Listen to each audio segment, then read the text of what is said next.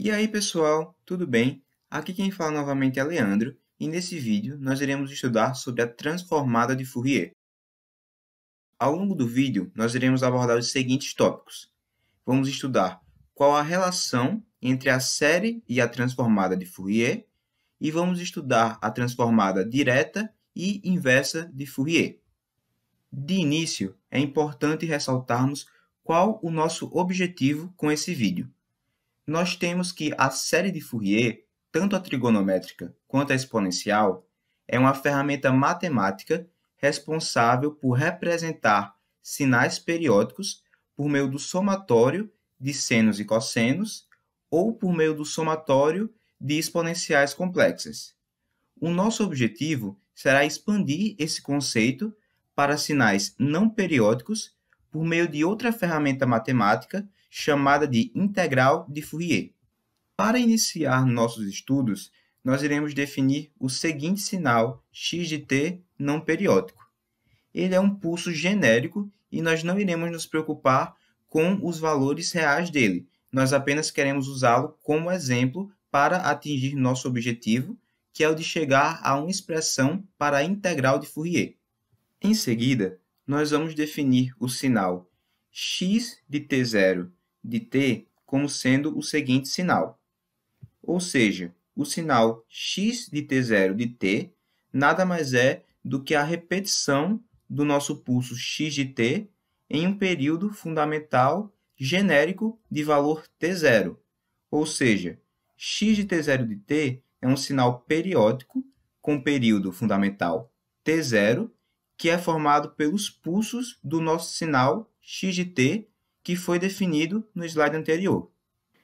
Como o sinal x de t0 de t é a repetição do nosso sinal x de t em um período fundamental de t0, nós teremos que x de t é igual a x de t0 de t quando o período fundamental t0 tende a infinito. Além disso, nós temos que, como o ω0, que é a frequência angular do nosso sinal periódico, é igual a 2π sobre t0, então, quando o t0 tender a infinito, o ω0 irá tender a zero. Além disso, como o nosso sinal xt0 de t é periódico, nós podemos representar ele por meio da série exponencial de Fourier, ou seja, x de t0 de t é igual ao somatório de n igual a menos infinito até infinito de dn vezes a exponencial de jn ω0 t.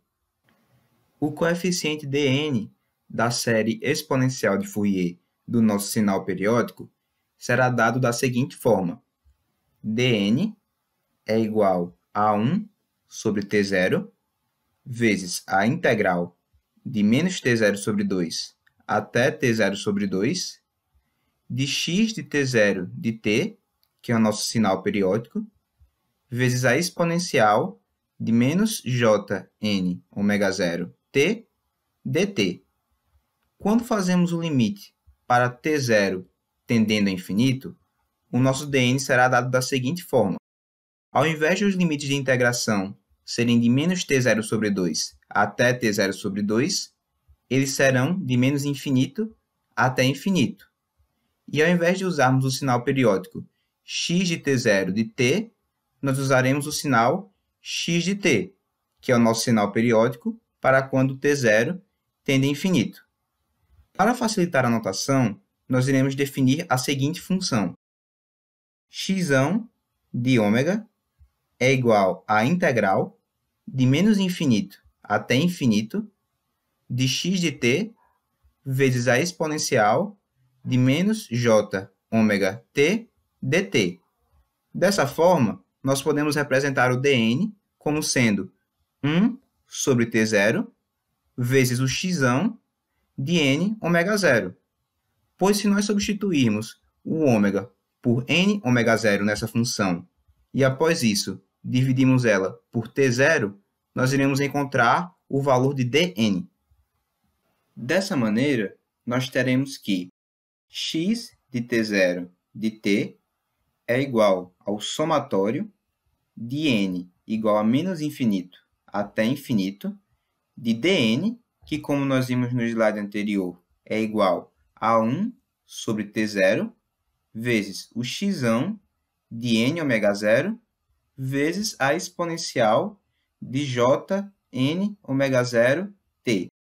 Como nós temos que t0 é igual a 2π sobre ômega 0, nós iremos substituir essa relação na expressão acima e iremos obter o seguinte: x de t0 de t é igual ao somatório de n igual a menos infinito até infinito de ômega 0 sobre 2π vezes o x de n ômega 0 vezes a exponencial de jn ômega 0 t. Organizando os termos, nós ficaremos com o seguinte: 1 sobre 2π vezes o somatório de n igual a menos infinito até infinito, de x de n ômega 0 vezes a exponencial de jn ômega 0 t vezes o ômega 0. Aplicando o limite para ômega 0 tendendo a zero, nós teremos que x de t é igual a 1 sobre 2π vezes o limite de ômega 0 tendendo a zero do somatório de n igual a menos infinito até infinito, de x de n ômega 0 vezes a exponencial de menos jn ômega 0 t vezes ômega 0. Para facilitar a notação, ao invés de escrevermos ômega 0, nós iremos escrever delta ômega, mas o significado será o mesmo. Nós teremos que x de t é igual a 1 sobre 2π vezes o limite de delta ômega tendendo a zero do somatório de n igual a menos infinito até infinito, de x de n delta ômega vezes a exponencial de menos jn delta ômega t vezes delta ômega. E o que nós temos aqui? Nós temos um somatório infinitesimal, já que o delta ômega está tendendo a zero, do produto entre duas funções, que são o x de n delta ômega e a exponencial de menos jn delta ômega t, e esse produto de funções está multiplicado por uma componente infinitesimal.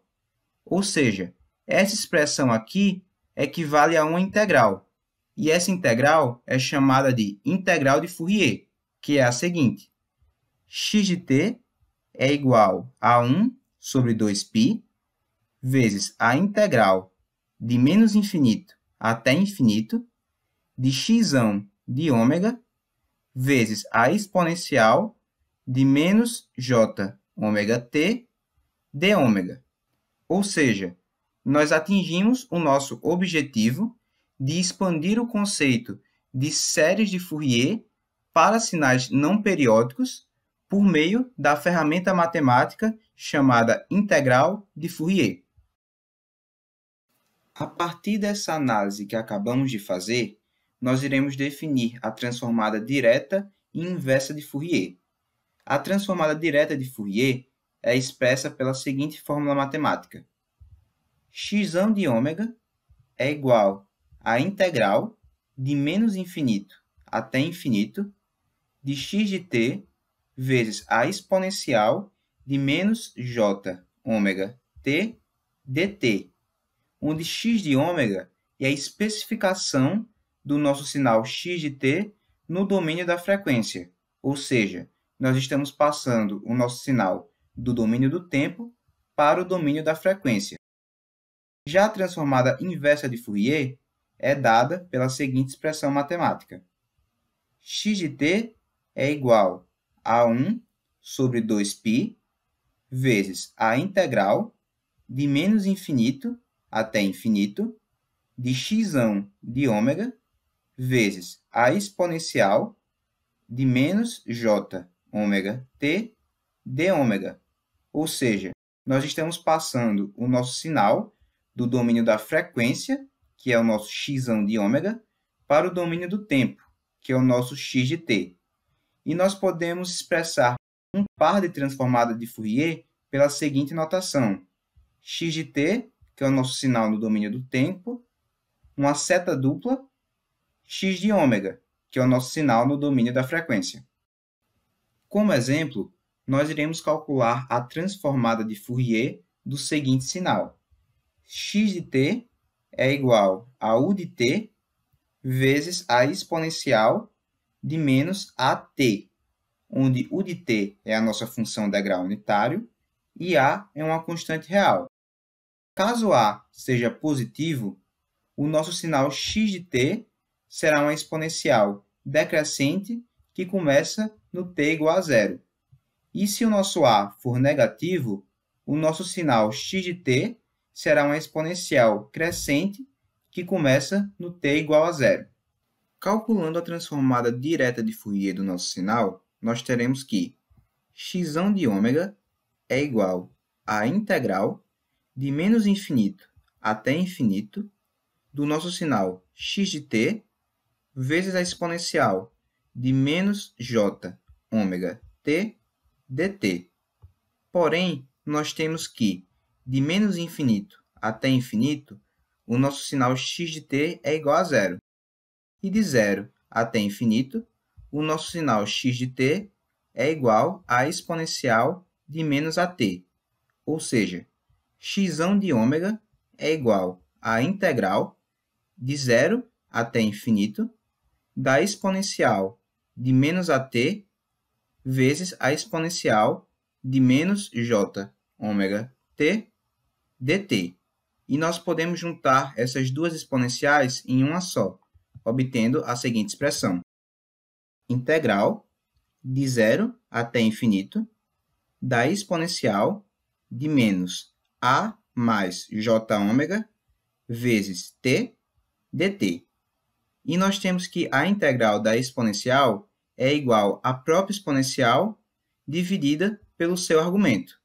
Ou seja, nós iremos obter a seguinte expressão: menos 1 sobre a mais j ômega, que é o inverso do argumento da nossa exponencial, vezes a exponencial de menos at vezes a exponencial de menos j ômega t, quando o t é igual a infinito, menos a exponencial de menos at vezes a exponencial de menos j ômega t, quando t é igual a zero. Quando t é igual a zero, nós ficaremos com exponencial de zero vezes a exponencial de zero, que é igual a 1.